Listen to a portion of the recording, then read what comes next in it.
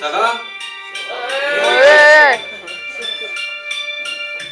Je pense à cette fille qui paraît hors de ma portée, je n'arrive pas à sa cheville et pourtant je me sens prêt. La vue de ses barésies, mes moustilles, je pars en vrille. Ma tête s'éparpille dans de multiples idées qui fourmillent. La prise de la Bastille dans le passé fut possible. La prise de cette fille dans le futur est crédible. Je passe au crible toutes les techniques imprévisibles que Barney Stinson a établies pour rendre une proie accessible.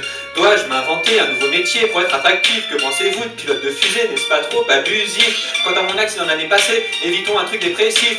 Une chute en ski freestyle à Serre Chevalier, ça c'est massif. Quoi d'autre pour un instant jouissif? Je ne suis ni oisif, ni passif, ni pensif. Je suis un homme qui fait des choix décisifs. Même chez moi ne se fait au pif. Et toi mon élu du soir, je t'offre ce joli pendentif, une surprise que tu pouvais pas prévoir. Bonsoir mademoiselle, nous ne sommes pas présentés. Quand je vous vois si belle, vous ne pouvez pas vous imaginer combien vous me donnez des ailes, plus qu'il n'en faut pour voler. Allez, je vous emmène au ciel, car impossible n'est pas français. Bonsoir mademoiselle, nous ne sommes pas présentés. Quand je vous vois si belle, vous ne pouvez pas vous imaginer combien vous me donnez des ailes, plus qu'il n'en faut pour voler. Allez, je vous emmène au ciel, car impossible n'est pas français. Tout, son sourire, sa chevelure, son odeur, la couleur rose de sa ravissante robe à fleurs, ses chaussures à talons hauts suivent le rythme du beat en cœur.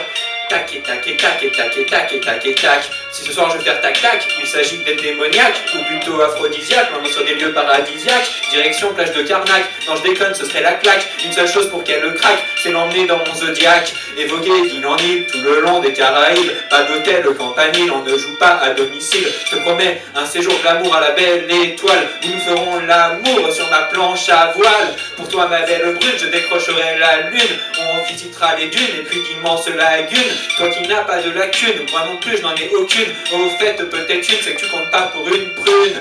Bonsoir mademoiselle, nous ne sommes pas présentés. Quand je vous vois si belle, vous ne pouvez pas vous imaginer combien vous me donnez des ailes, puisqu'il en faut pour voler.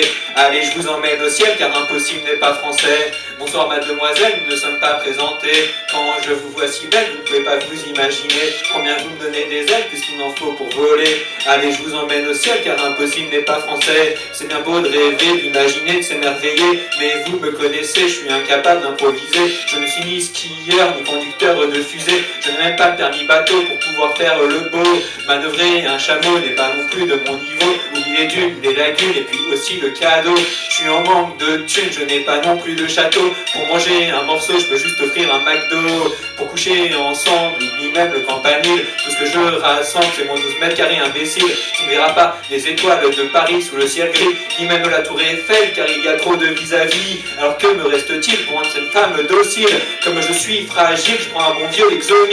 Mon pouls décélère, ça y est, je peux taper dans le mille. Et si je lui sortais quelques vers, ça serait subtil.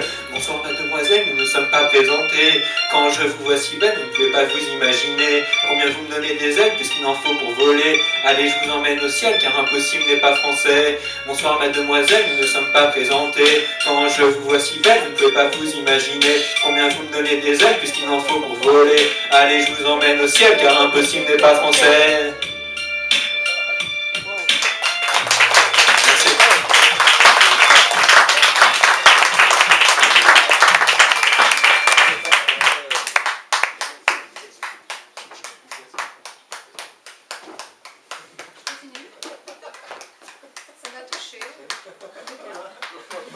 Merci, merci, je vois qu'il y a des résistants dans les applaudissements, c'est bien.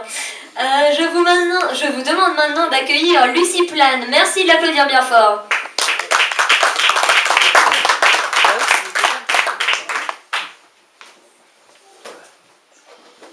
Alors je vais vous faire un petit diptyque aquatique. Donc, le volet numéro 1. Une envie de prendre l'air, peut-être. Ou bien un ras-le-bol planétaire d'une vie un peu trop circulaire. Ou alors pire, des tendances suicidaires. Toujours est-il qu'il a sauté, il a chuté l'air livide, mais pas la moindre ride, pas la moindre expression perfide, une trajectoire si fluide comme guidée par le vide. Se tortillant sur le sol devenu humide, encore quelques sursauts de vie timide, la tête dans une flaque d'eau limpide. Mon poisson rouge est stupide, il a raté son suicide.